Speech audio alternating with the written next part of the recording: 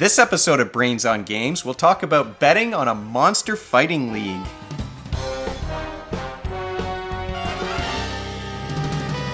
Welcome to Brains on Games. I'm Dr. Brian McDonald, and this episode we're going to talk about a game where players are betting on an underground monster fighting league. It's a game that was sent to me by the folks over at Cogwright Games, a game called Underleague.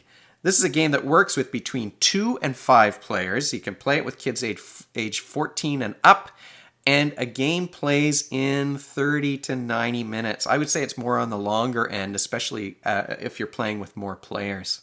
This is a game that is about medium in terms of its complexity. It's a game where you're trying to be the first to reach 20 victory points. You earn victory points through the creatures that are in your stable, through winning battles, and through the equipment cards that you're going to play on those creatures. It's a game that fits into this box without too much trouble. And when you open it up, you'll see what's inside. You've got some dice and a whole bunch of cards. I saw one reviewer who thought maybe there are even too many cards because there are quite a lot of cards. Underneath the rule book, you've got a big stack of these strategy cards, and these are the player decks. Inside this bag is where the betting chips can be found, and you'll see those in a moment. And then you've got some dice, which are used to determine the outcome of battles. The area here where the cards are stored is wide enough that you could accommodate sleeves, but I think the thickness would make things pretty tight. You might have to take some of these cards and put them over on the edge here where the dice and the betting chips would be found. The artwork on these cards is absolutely fantastic. I love the creatures, and I think that the art on the strategy cards too is great. Let me see if I can pull some creatures out here so you can see what the creatures look like. I will say that the cards in the game are pretty thin, so maybe even though I'm a guy who lives the sleeve-free life, maybe your mileage might vary there. You might want to put some sleeves on these things. Now, there are some variants in the rules for drafting or creating your own decks. We just played with the standard deck, so each player will have the same creatures in available to them in their stable. So here's an angler shark. Right away you can see, look at this great artwork. I'll put them right here. So on the creature card you've got their power, which can go from 1 to 3. You've got the number of victory points that they're worth if they're in your stable, and they all have some kind of little ability that might affect things, whether it's affecting the score or affecting the outcomes of battles. You're also going to get 5 betting chips. Now, I pulled out these ones because I just wanted to show, I like these chips. They say win on one side and lose on the other. So you're putting these on the creatures when you're saying, okay, I'm betting that this creature is going to win its battle or lose the battle. But there are 2 colors that are very similar. So there's one sort of a greenish color and one that's a little bit more yellow. It's easier to tell them apart when they're all together like this, but when they're on the table, I found it a little bit tougher to tell the difference between them. So it was much easier when you were playing with red or black or this sort of gray color. So the other colors are a little bit easier to tell apart. We saved those yellow ones, and unless we were playing a game with every single player being used, those yellow ones stayed off the table. Once you start battling, you're going to be using these dice. So there's a gray set for the defenders. There's a red set. They're exactly the same. A red set for the attackers. The interesting thing I think about these dice is that you've got a 6-sided die and a 4-sided die, and this one has 6 sides on it, but it's really a 3-sided die. So there's 2 sides that have the number 3 and 2 number 2s and 2 number 1s. They could have used some way of differentiating between the 6-sided and the 3-sided because they look exactly the same and they're the same size. You sort of had to look to make sure that there were higher numbers on the die that you were trying to roll. Every once in a while, one of us grabbed the wrong die and we had to roll again. The other thing that you'll be playing with, in addition to the creatures in your deck and your stable, and the dice that you'll have to roll when you're engaging in combat, there's a huge stack of these strategy cards. Now, this is about a quarter of the cards that are in that deck. We had to play them with 2 stacks because they're a bit slippery and you couldn't pile them in one large tower or else they keep falling over. We needed some sort of a holder or something to keep everything straight if we were going to stack everything up like this.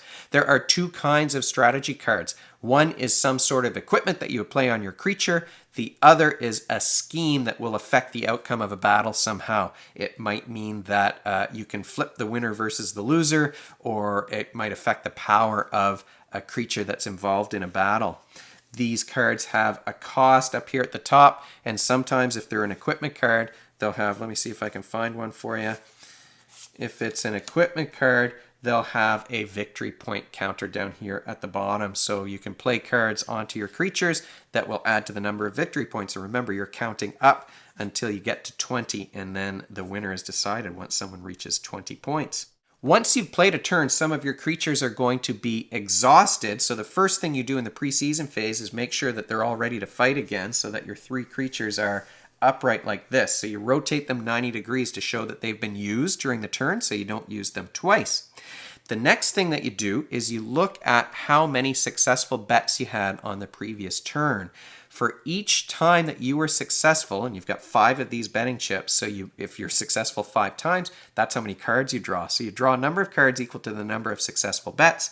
If you happen to have matching colors on the 3 creatures in your stable, you get to draw an extra card as well. So sometimes there's a motivation to switch one creature out to see if you can get 3 of the same color, because those extra strategy cards really do add to the options that you've got on your turn. Finally, you can decide if you want to discard one of your creatures, so you'll transfer them to the bottom of your deck and put a new one out. In the same way, you draw those 3 cards, pick one that you want, put the other 2 at the bottom of the deck. That means that you're going to discard all of the equipment that's attached to it, so sometimes that's a real strategic decision. Once everyone has done the preseason phase and they've determined, okay, well, who's going to be in my stable this round, then you start betting. Each player first has to bet on their own creature. So the first person to make a bet is the first player. Then you have to choose one of your own creatures to bet on first, but then you can bet on any creature. The only rules are that you can't put your chip on a creature where you've already placed a bet. So you can't pile all of your 5 chips onto one battle. You're going to spread that around. That's one of the things that we found about this game, is that when we were playing with 2 players, each player has only got 3 creatures, so there's 6. You've got 5 betting chips, so there are fewer options. I found this game to be a lot better at higher play counts when there's so many different creatures around. You've only got 5 of those betting chips to spend. Once all of these stables are set up and everyone knows what the creatures are, everybody's made their bets, then you enter the combat phase. At that point, and you're always starting, the player with the lowest number of victory points goes first in this game. That person is going to decide. They can choose to play a card from their hand, so a scheme card or an equipment card on one of their creatures, or they can challenge a creature, meaning that they're going to get one of their creatures in their stable into a battle, or they can do both, or they can pass. So you can do nothing, or you can attack, you can play a card, or you can attack and play a card. So you might play a card first. So your equipment cards are going to go on your creature. The scheme cards can be played at any time because they might change the outcome of a battle. Basically, you're setting up your stable, you're betting, and then you're deciding if you want to challenge, and you're playing some cards from your hand. You have a maximum number of 8 cards, and the most powerful cards cost 4 cards to play. So it can be a challenge to kind of balance and manage your hand. And that's definitely one of the mechanisms in this game, is hand management. Because some of those cards are expensive to play, we never found that we would have enough cards. Rarely did we get up to 8 cards in our hand, honestly, because we weren't winning every single bet most of the time. So you weren't drawing a whole pile of cards all the time. And those powerful cards are expensive to play. The most important element, though, hand management is one thing, but the most important thing really about this game, I think, is that betting and bluffing mechanic, because you can maybe lead other players to play their chips a certain way and mess things up for them. I might play a scheme card that affects a battle I'm not even involved in because it will cause other players to lose their bets. That's another reason why it's so great to have multiple players, so that there are many creatures and the bets are spread out a little bit. Then, of course, once you get into combat, that final mechanism is the die rolling combat. You're using the power of your player to determine how many dice you roll. And it does keep, I mean, you've got a 6-sided, a 4-sided, and a 3-sided die. So if there's one die difference between two creatures, there's still a chance that the weaker creature might win. And we did find once it happened that we were really surprised by the results of a battle. We thought 3 versus 1 would be a no-brainer, that it should be easy to win, but the battle didn't go the way we expected, and it allowed one player to run away with the game. What skills are you practicing when you play a game of Underleague? Well, you're definitely doing some mental math, because you're counting up the cost of the cards. You want to make sure that you have enough cards to be able to play those ones. There's also estimating probability. What's the likelihood I'm going to win or lose a battle? You're tracking the lead player and trying to, maybe you might have to convince some other players to gang up on that player who's in the lead. Because the player with the lowest number of victory points goes first in a game, you are calling out the number of victory points you have at the beginning of each turn before you make any decisions. So it allows you to know, okay, who's getting close and what do we need to do to make sure that they're going to lose. You might want to save some of those strategy cards for that point to make sure you've got that good one that's going to flip the outcome of a battle, for example, or change the power levels of the creatures that are involved. There's some nonverbal communication cues that you have to recognize and be aware of if you're playing a game that involves bluffing. If you, you're going to be thinking about the timing of when you're going to make those bets, but if I play a card that says, oh, I think this strong creature is going to lose, it's possible that the other players might look at me and say, oh, he must have something in his hand that's going to make that happen. And that did happen. That was my favorite part of this game, honestly, was tricking the other players into making a bad bet. Now, it might mean that I lose one chip, but I'm causing everyone else to lose their chip as well. And maybe my creature is going to win that battle because they're scared to put their strong creature into a fight because of the cards that might come out that will change the outcome. Bluffing and recognizing bluffs, that's a good skill when it comes to recognizing and managing your own nonverbal communication cues. And then finally, you've got those executive functions because you're doing the hand management, right? You're budgeting those cards in your hand and you're spending cards in order to play other cards. That is an example of those executive functioning skills that we see in every strategy game. I think I talk about executive functioning almost every episode. Those are the abilities that you need to be able to work towards a goal. And this is another example of a strategy game that allows you to practice those skills. Final thoughts about Underleague. First of all, I love the artwork on all of these cards. I would say that I'm a player who doesn't know much about art, but I know what I like, and I definitely like these creatures. They are imaginative and certainly very, very well drawn.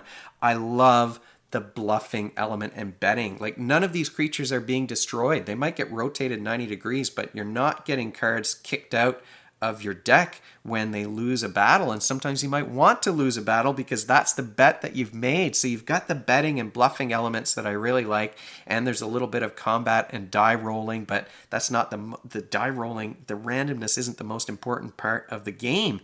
The important part is determining who you think is going to win versus who's going to lose. And then the tricks that you might be able to play to make those outcomes happen. You've got a huge variety of cards. I mean, we played with a deck where all the creatures were the same for everyone, but like I said, there's a drafting variant that you can do, and the stack of strategy cards is almost too big. I would say there's so many options that you could do, and you never quite have enough cards to do all the things that you want to do. So on some turns, we did find ourselves really doing some careful management, and those were fun decisions. So, I mean, if you like a theme that of creatures who are fighting in like an underground fight club, then the first rule of Fight Club maybe is to talk about Underleague. And this is a game that really fits with that theme. So enjoyable theme, good components, great artwork. You've got betting and bluffing, which I really like. I mean, I have to thank Cogwright for sending this game my way because we had a lot of fun playing a 4-player game of Underleague. If you have any comments or questions, you can leave them in the comment section below the video, or you can email me at brian@brainsongames.ca. Brainsongames.ca is the website. That's where future episodes will go, and the previous ones are up there already. Brains on Games is the Twitter handle and the Facebook page and the Instagram feed, so we're all over the place. And if you enjoyed this video and you want to be notified of future ones, you can head on over to YouTube and click that subscribe button. Thanks for joining me, and hopefully I'll see you next time.